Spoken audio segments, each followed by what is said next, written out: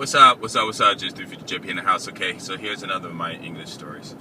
So anyway, as I started teaching in my first English job, it was out in Osaka and Kyobashi, and actually that's where it was. Okay, it's a different story. Anyway, it was fun. It was fun. A lot of parents came in and quit. There was this one lady. She had a son, and he was very. I guess she was rich, and he really excelled a lot. I mean, faster than other places that she went to. And so when they had quit, she gave me $50 as a present. And then there was this other lady that came in, and she was kind of wild. It was funny though, because her son was really smart. I mean, he knew it. I guess she must have taught him some English, but every time he would run around, he would be the type of a child that would never sit down. So she was always chasing him around the room. I thought that was really funny and stuff. There were some others that are really nice and really trustful and things like that. But I got into this one argument. Well, it wasn't an argument, but it was this one lady in America. It was this one lady who started getting in my case in front of all the other parents because of the pronunciation of the word A. And A has two sounds, ah and A. But in America, we always say A. But most other countries, they say ah. And in Japan, they only teach ah. Very, very few people know about the A. I mean, even English teachers. I mean, even other, what is it called? English teachers in Japan. You know, a lot of them I've spoken to, they don't even really know about it. And so she was like, well, you're teaching bad English, and blah, blah, blah this, blah, blah that. It's not A, it's ah. And she just went on for about 20 minutes. You know, it took up a lot of the time of the class. And she was like the leader since she spoke English. And in Japan, it's really, one reason it's really easy to deceive some people is because they really don't have any reason to doubt you. So she spoke English, and they believed her that she knew what she was doing, and she was just going off of me. So I mean, I ain't gonna joke. I just felt like, oh man, I wanted to smack, you know. But I couldn't do that, you know. And then when that thought came to my head, I got rid of it, you know. I'm like, all right, I'll just let it go and let off some steam, because I'm probably sure it's probably something personal between her and her husband or something, you know, because he was just too much stress. So I waited till she finished, and I was really not happy. So I told the lady that I worked for to get, you know, a white guy, white blonde hair, blue-eyed guy to teach the class, because I figured that's what they wanted, you know, and, or at least that's what she wanted, because I could be wrong though, because in Japan, you know, I could say, well, I only think white guys taught her, but that's not necessarily true. And like I said, you know, there's not really any racism here. Well, I mean, they do have a discrimination, but it's not nothing like the States. And just because they might dislike me doesn't mean that they don't have other black friends and stuff like that. So I can't say that, but I did just say that, you know, to her, the owner. And so she told them, she called the lady and they talked and stuff. So the next week I brought a dictionary with me, and I showed her in the dictionary where it had both pronunciations, and in front of the whole class, right? And she was just like, oh my God, I'm sorry. And then I told her I'm going to quit teaching this class, and somebody else will come and teach this class, someone who, you know, you probably prefer, or a better teacher, since I'm, you know, not doing so well, you know, satisfying her. So now the other parents were like, no, we want you to stay. And she was like, no, we want you to stay. I'm sorry, I didn't know. And they only teach us this and you know, in the classes and stuff. So I was like, okay, that's cool and stuff.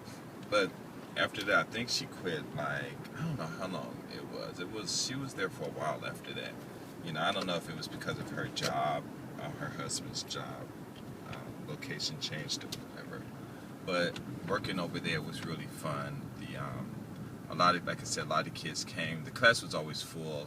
I think it was like up to 8 students, 8 kids, 8 mothers were sitting there. And as the kids got bigger, you know, some of the parents you know, they stopped coming. And there was this one sister and brother who came, and she was, I don't know, maybe 8 and he was 5 or something like that. But it was one of those classes where, you know, the traditional way of teaching English, you can only go so far before it starts getting kind of stale. So I started switching up and started teaching them phonics a different way. And I think I also, I don't know if I used a dictionary or not. I may have, I'm not sure. I think I did, actually. And the parents were like, really, like, huh? And their parent, those two children's parents, one day I was in the bathroom. And in Japan, you know, it's a co-ed bathroom, so the women can walk into that part of the bathroom, I think, and the guys would be doing whatever they're doing. But it was no one in there anyway, so it was just me and her. So she was like, Ralph, where are you? I'm like, I'm in the bathroom. And I was like, shit, I'm just not saying anything. She just kind of strolling in there while I'm using the bathroom. And I was trying to push everything out real fast, you know. And then we were talking, and we were standing in the bathroom just talking and stuff, and we went to the other room. And she was like telling me, why am I using a dictionary and all of this stuff. And her husband's an English teacher too. And I explained to her, you know, that it's a good way to have them look up words and stuff and, you know, different things, you know. And she was like, okay. Well, her son and her daughter really excelled. It was really interesting how fast she just started catching the phonics and stuff. And then we started reading a little bit in that class, and her mother came again, was talking, and was really surprised, you know. And her son, he just ate it up, you know. He really ate it up a lot. And I think one day she came again and she was thanking me, but it was more or less like it wasn't just like a regular thing. It was a little more emotional in it or something. I really couldn't read it, you know, what it was, but it kind of was a little uncomfortable a little bit for me, but it was just interesting stuff. And then we had switched locations, and then some parents quit because sometimes we quit locations if you change locations, if it's too far, they'll quit and stuff. So we went to another room, and it was in this I don't know, some park or something, and they had like a public conference room or city room or something. I don't know what it was. Community center. And so I taught there, and it was really fun. And the room was much bigger. And so what happened was sometimes she would bring some other English teachers there to watch my lessons, you know. And because I guess she wanted to expand, or maybe I was going to quit. I'm not sure. I think it was I was going to quit and stuff. But it was really interesting. But the whole time over in the area, we would do all kinds of outings and stuff. We would go to the Tennoji Zoo, and I would teach English there, and that was fun because all I did was just spoke English, and I just made up stuff. You know, you see the lions, and I'm like, okay, you know, what's the difference between a male lion and a female lion? Of course, they're not understanding me or anything, you know, but I'm like, a female lion is theirs, and they go get all the food, and the male lion just slays around all day until they get the food, and then they go eat the food after the women get it and stuff. I don't know, it was interesting, but there were other people that were there listening.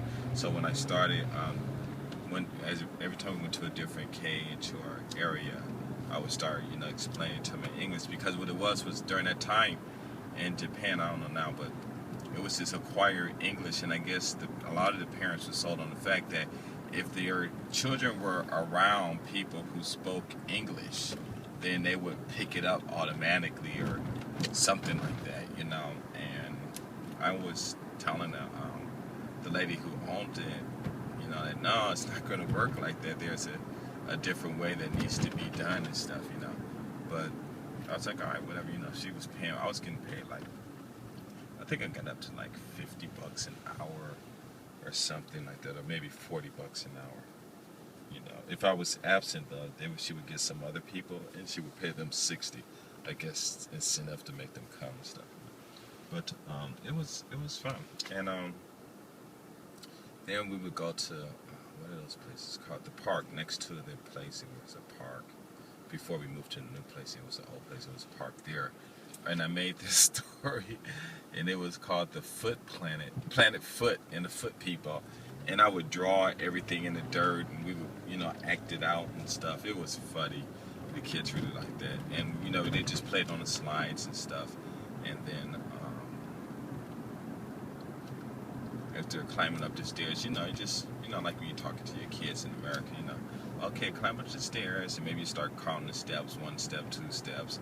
How many steps you go up, back down 1 step, things like that.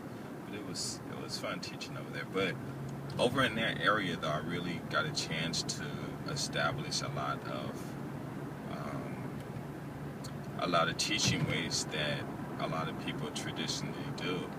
And I didn't like it at all because it was too slow for me. And some of the kids caught on faster and things. And we played this one card game that was fun. I put the cards, like noun cards, I would put them all on the table, and I'll just start saying sentences, and the kids would just grab the card and stuff. And that was really fun.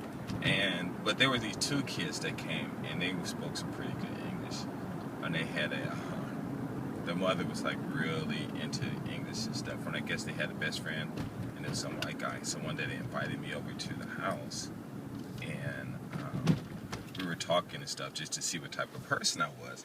Kind of find out they wanted to know if I was gay or some crap like that. I was ticked off when I found out. I was like, what? I don't know if he told me that or the lady told me that later, but I was like really egg. I was like, oh my God, why would they think that? But I don't know, people just think all kinds of crazy stuff and stuff. But it was cool. But when I finally, what happened was I ended up quitting over there, and because I started my own school, and then, but the lady, I think one of the ladies, the girl who didn't quit, she liked the way I taught, so she wanted me to continue to teach her daughter. But I wanted to quit. They wanted me to work on Saturdays, and I didn't want to work on Saturdays because I just wanted to party and relax and stuff, But then she was like, please, please. And I said, okay, well, you give me $60 1 hour, and then I'll do it. And she was like, okay. Just like that. I was like, wow. So that Saturday, I would get like $60 an hour. And then for every kid over 4 kids, I would get an extra $5. So up to 8 kids in one class, it would be like $80. But I would end up teaching like 3 or 4, I don't know, I think anyway, for 4 days and 2 or 3 hours, or I think it was 3 hours. Yeah, 3 hours. It was like 700 well, I think I was getting like $720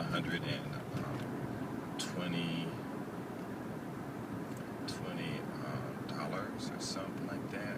So I must have been teaching an extra class or something. But what it was, it depended on the number of students. The least I would get would be how much? $60. Sometimes it'd be $80. Oh, and then it was this other lady who also came in, but she wanted me to teach her kid at her house. I want to talk about that one. That's really funny though. Anyway, I'll be